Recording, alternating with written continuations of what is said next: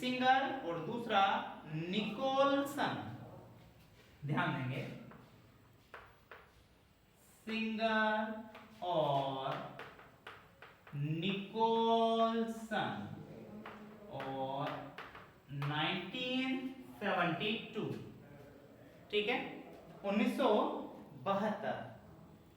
इन दोनों ने ये फ्लूइड मोज़ेक मॉडल के बारे में बताया, ठीक है।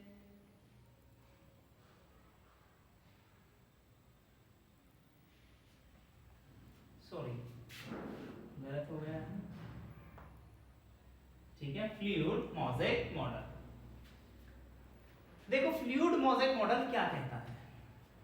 इन दोनों मॉडल में और इस मॉडल में हम देखते हैं डिफरेंस क्या है, क्या अंतर है, ठीक है। देखते हैं, फ्लूइड मोज़ेक मॉडल ये बताता है, या सिंगर और निकोलसन ने बताया कि प्लाज्मा मेम्ब्रेन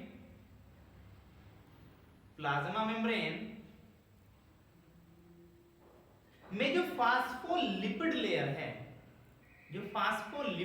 है, वो फ्लूइड के रूप में है, द्रव के रूप में है। समझ पा रहे हैं? वो स्थिर नहीं है, वो कैसी है?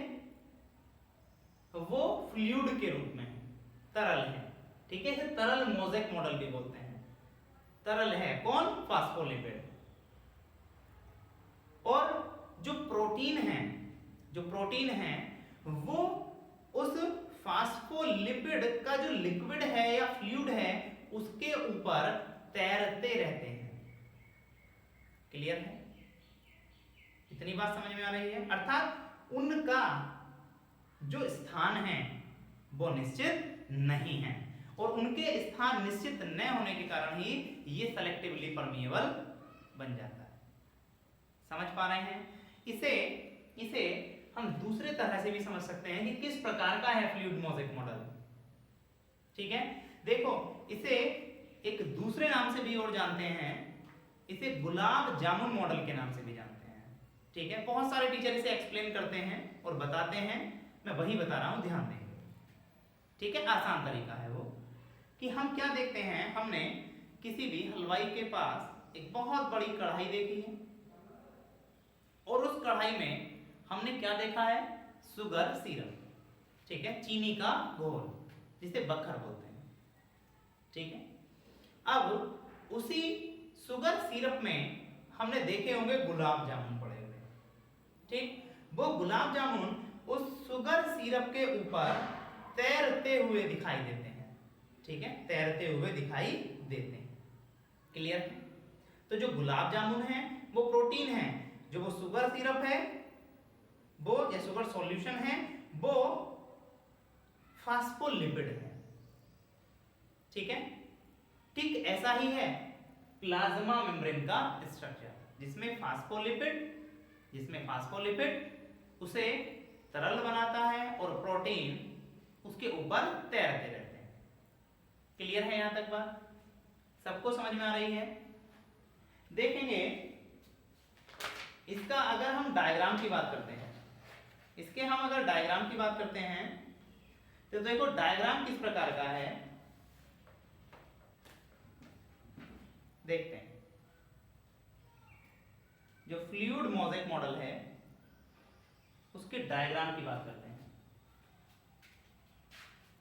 यहां बनाता हूं,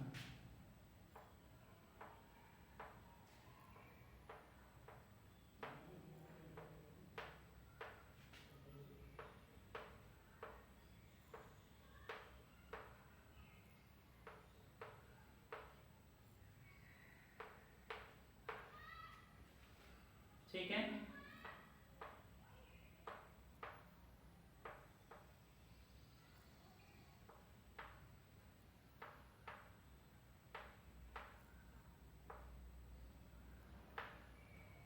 इस प्रकार से यहां क्या होंगे?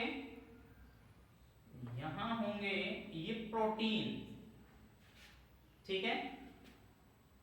यहां भी ऐसे क्या होंगे, ये प्रोटीन, और कुछ प्रोटीन इस प्रकार से भी अंदर होंगे और कुछ प्रोटीन यहां पर इस प्रकार से भी होंगे।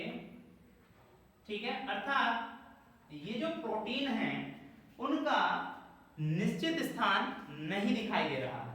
क्लियर है? जो जो बाहर की ओर प्रोटीन दिखाई दे रहे हैं हमें, ठीक है, जो सिरों पर हैं, उन्हें हम बोलते हैं परिधीय प्रोटीन। ठीक है, उन्हें हम बोलते हैं परिधीय प्रोटीन या पेरिफेरल प्रोटीन। ये वाले, ये इन्हें क्या बोलते हैं हम? Peripheral protein. क्लियर है यहां तक बात? इसे क्या बोल रहे हैं हम? इसे बोल रहे हैं हम पेरिफेरल प्रोटीन। जबकि जो अंदर की ओर धसे हुए प्रोटीन दिखाई दे रहे हैं उन्हें हम बोलते हैं इंटीग्रल प्रोटीन। ठीक है, इंटीग्रल प्रोटीन। देखते हैं इन्हें क्या बोलेंगे? Integral protein. और ये हम जानते हैं ये क्या है? फास्फोलिपिड।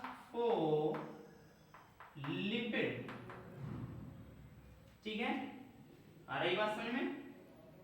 इतना ऐसा स्ट्रक्चर दिखाई देगा किसका?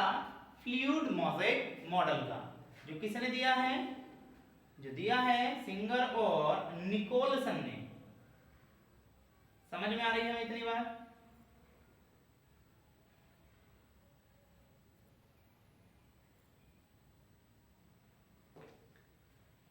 यहां तक हमने जो बात की है वो की है 3 मॉडल के बारे में। सबसे पहला मॉडल सैंडविच मॉडल, दूसरा यूनिट मेम्ब्रेन मॉडल और तीसरा फ्लूइड मोज़ेक मॉडल। क्लियर है? First Davson Danielli 1935, second unit membrane model Robertson 1959, fluid mosaic model third Singer Nicolson 1972।